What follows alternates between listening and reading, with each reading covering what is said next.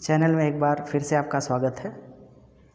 Calendar के कुछ part अभी बचे थे, उसमें से ये तीसरा पार्ट हमने बनाया है और ये कैलेंडर का सब मोस्ट इम्पॉर्टेंट क्वेश्चन है, सबसे ख़ास क्वेश्चन है, तो इसको देख लें। क्वेश्चन आता है, कोई एक स्पेशल डेट दे दी जाती है और उसी डेट को पूछा जाता है कौन सा दिन होगा, और इसके आगे पीछे कुछ नहीं दिया होता। जैसे इसमें दिया है 8/8, ये आज की डेट है, जिस दिन ये वीडियो बनाई जा रही है उसी दिन की डेट है ये 8/8/2020 को कौन सा दिन होगा, तो आज का ही दिन है, तो ये हमको बताना है। ये क्वेश्चन है। ये क्वेश्चन शुरू करने के पहले हमको बेसिक चीज़ें एक बार फिर से रिमाइंड करनी होगी। अभी तक हमने जो पढ़ा है उनको फिर से अपने माइंड में लाना होगा। सबसे पहले तो ये विषम दिनों को, हमने विषम दिनों को किस तरह से तय करना सीखा है उसको पहले रिमाइंड कर लें। जहाँ जहाँ से है विषम दिन वहाँ से देख लें। कुछ दिनों में जैसे 10 दिन, 15 दिन, 20 दिन में विषम दिन कितने कैसे निकाले जाते हैं, एक माह में विषम दिन कैसे निकलता है, किसी विशेष महीने जनवरी, फरवरी, मार्च, अप्रैल या मई, ये सब में दिनों विषम दिनों की संख्या कैसी है, ये सब। और एक साल में विषम दिनों की संख्या जबकि साधारण वर्ष हो, 2 साल में विषम दिनों की संख्या जबकि वो लीप वर्ष हो। इस तरह से आगे भी 2 साल, 3 साल, 5 साल, 10 साल, इस तरह से आप विषम दिनों को बड़ी आसानी से निकाल सकते हैं। पिछली वीडियो अगर आपने नहीं देखा है तो उसको देख लें, और वो वीडियो आपको मदद करेगी विषम दिनों को निकालने में।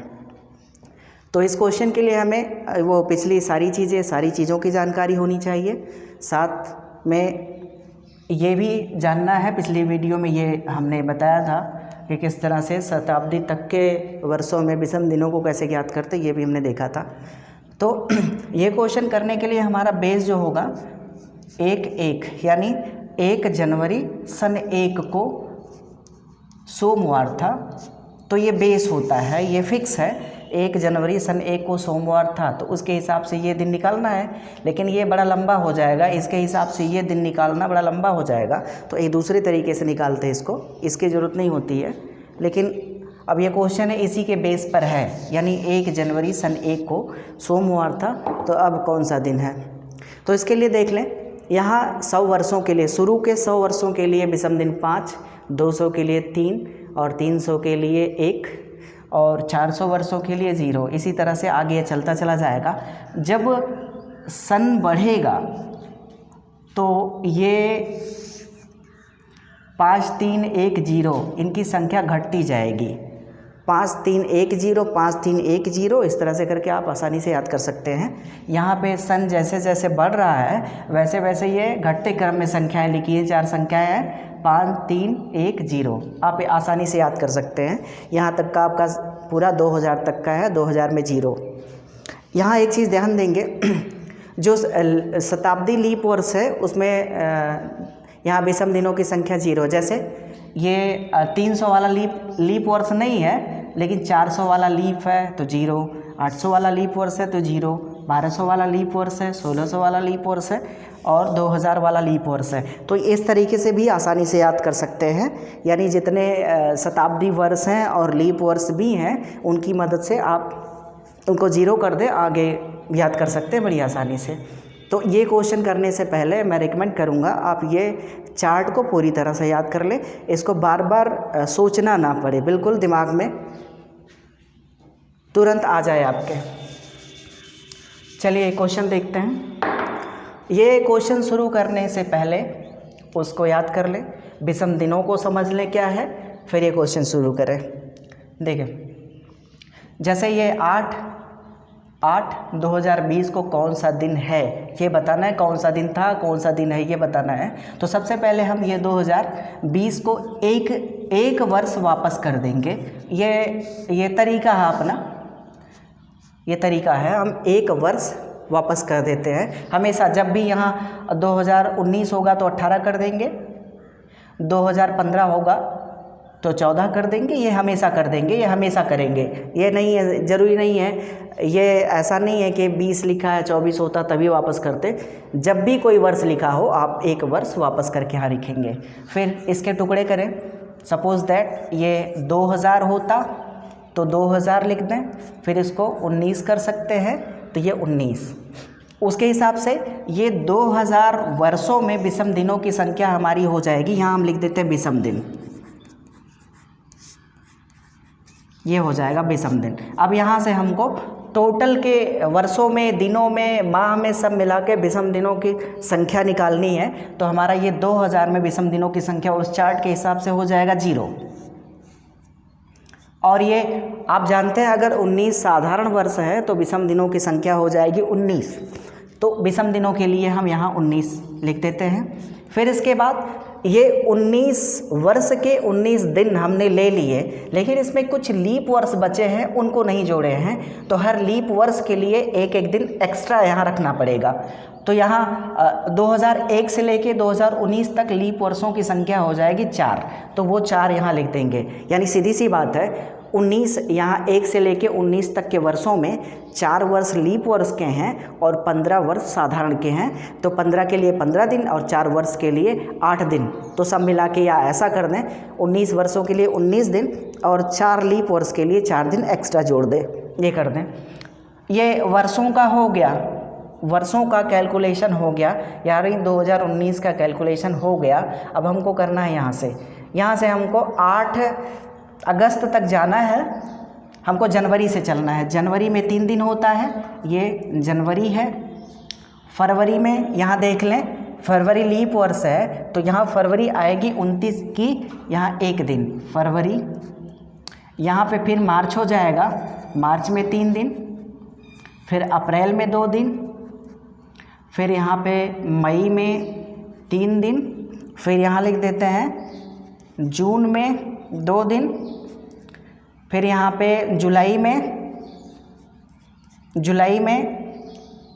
3 दिन और अगस्त का ये 8 दिन है। तो 8 दिनों में विषम दिनों की संख्या हो जाएगी 1। अब यहाँ से इसको पूरा कैलकुलेट करें या जहाँ जहाँ 7 बनता है वहाँ उसको हटाते जाएं, दोनों तरीके से कर सकते हैं। तो यहाँ 19 4 23, 19 4 23, 23 26, 1 27, इसका 1 28, ये पूरा हो गया। इसका 2 2 4 3 7, ये पूरा हो गया। यहाँ से फिर ये सब मिला के बचता है 6। हमारा ये विषम दिन हमारे 6 आ गए। यहाँ से अब 6 का मतलब क्या है, यहाँ एक चार्ट है 0 विषम दिन, विषम दिन। इस कैलकुलेशन में अगर विषम दिन 0 आए, 1 आए, 2 आए, 3 आए, 4 आए, 5 आए, 6 आए, 6 से ऊपर नहीं आएगा।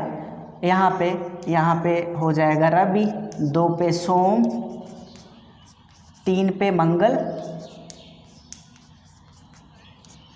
4 पे बुध,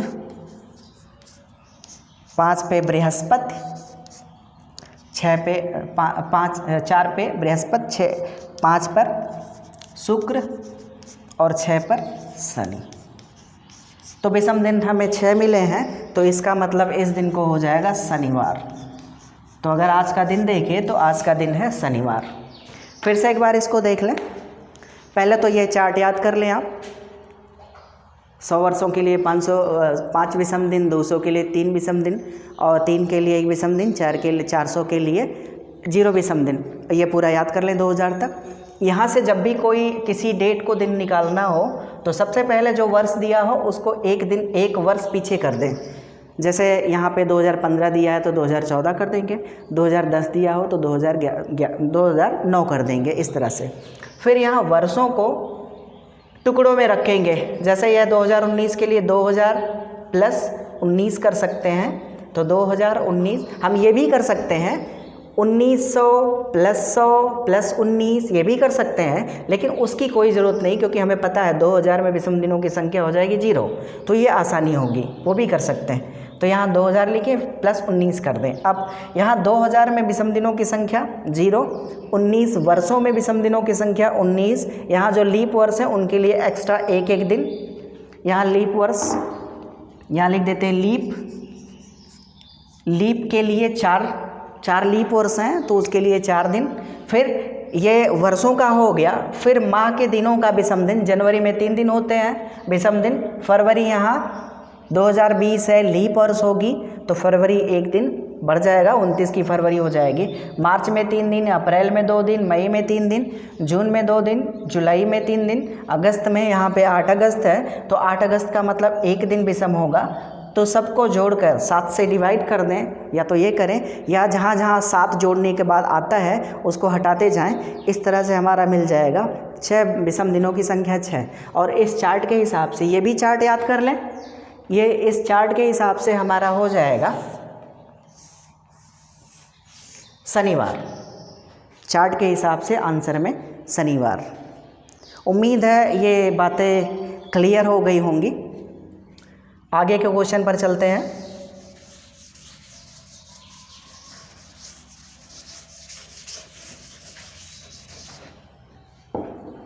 एक डेट लेते हैं 30/1/1948, ये डेट लेते हैं। कौन सा दिन होगा ये बताना है।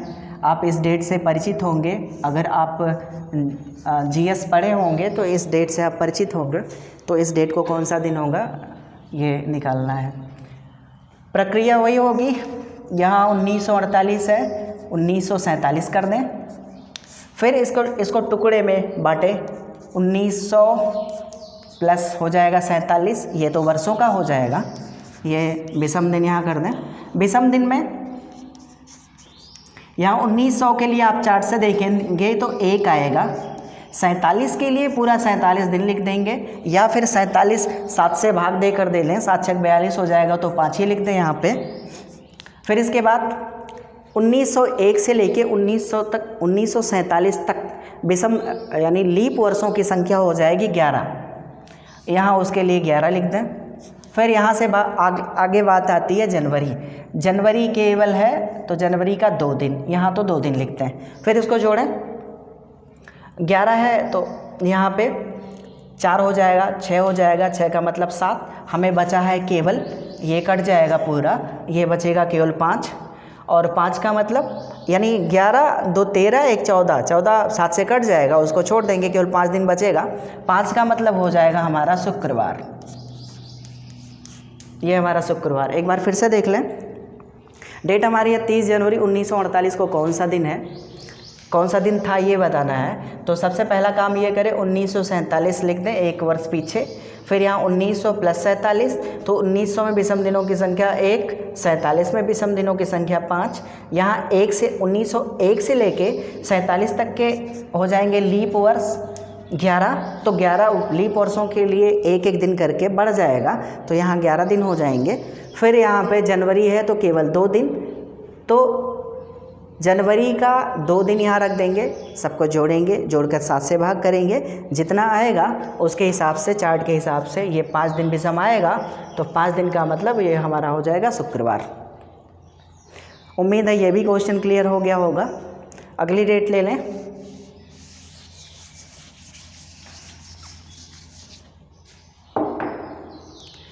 अगली डेट है 15 अगस्त 1947।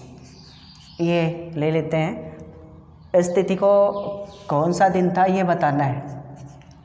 तो सबसे पहले यहाँ 1946 कर दें। 1946 में यहाँ 1900 प्लस 46, यहाँ पे विषम दिन। 1900 में विषम दिन 1 हो जाएगा, 46 में 7 से भाग दे देंगे तो बचेगा 4। और यहाँ लीप वर्षों की संख्या हो जाएगी 1901 से लेके 46 तक 11। लीप वर्षों की संख्या हो जाएगी 11। और फिर यहाँ जनवरी से चलते हैं, ये लीप वर्ष है, यहाँ जनवरी से चलते हैं। जनवरी में 3 दिन, फरवरी देख लें, 47 में 0 हो जाएगी, क्योंकि 47 लीप वर्ष ना होकर ये साधारण वर्ष है। तो फरवरी यहाँ पे 28 की होगी। मार्च, अप्रैल, मई, जून, जुलाई और अगस्त का 15 है, तो 15 में 7 से भाग देकर रखेंगे तो 1 बचेगा।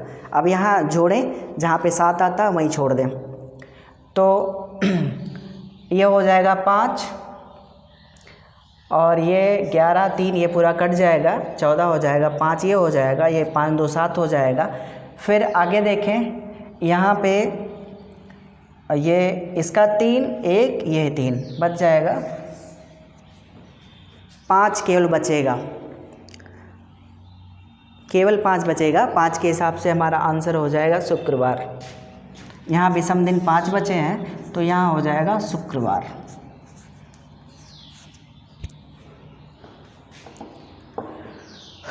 एक बार फिर से देख लें, 15 अगस्त 1947 को कौन सा दिन था ये बताना है। तो एक वर्ष पहले पीछे कर ले, 1946, इसके टुकड़े करें 1900 + 46, 1900 में एक विषम दिन, 46 में विषम दिनों की संख्या 46 वर्षों में हो जाएगी, 46 दिन 7 × 42, तो बचेगा 4, यहाँ से विषम दिन की संख्या बचेगी 4। फिर यहाँ पे 11 लीप वर्ष होंगे, एक एक दिन बढ़ जाएगा लीप वर्ष। फिर यहाँ चलते हैं जनवरी से, जनवरी 3, फरवरी 0, क्योंकि यहाँ 47 साधारण वर्ष है तो फरवरी 28 की होगी, मार्च 3, अप्रैल 2, मई 3, जून 2, जुलाई 3, अगस्त 15 अगस्त मतलब एक दिन, सबको जोड़कर 7 से भाग दे देंगे, आएगा 5, 5 का मतलब शुक्रवार हो जाएगा। उम्मीद है ये भी क्वेश्चन क्लियर हो गया होगा।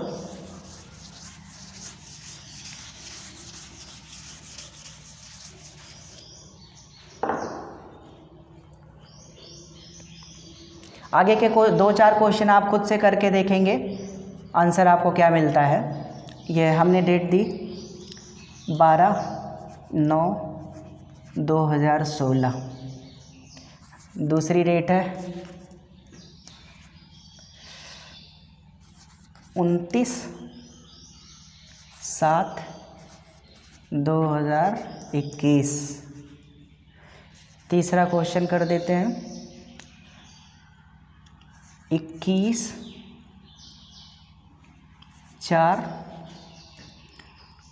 ये कर दें 1900, ये कर दें।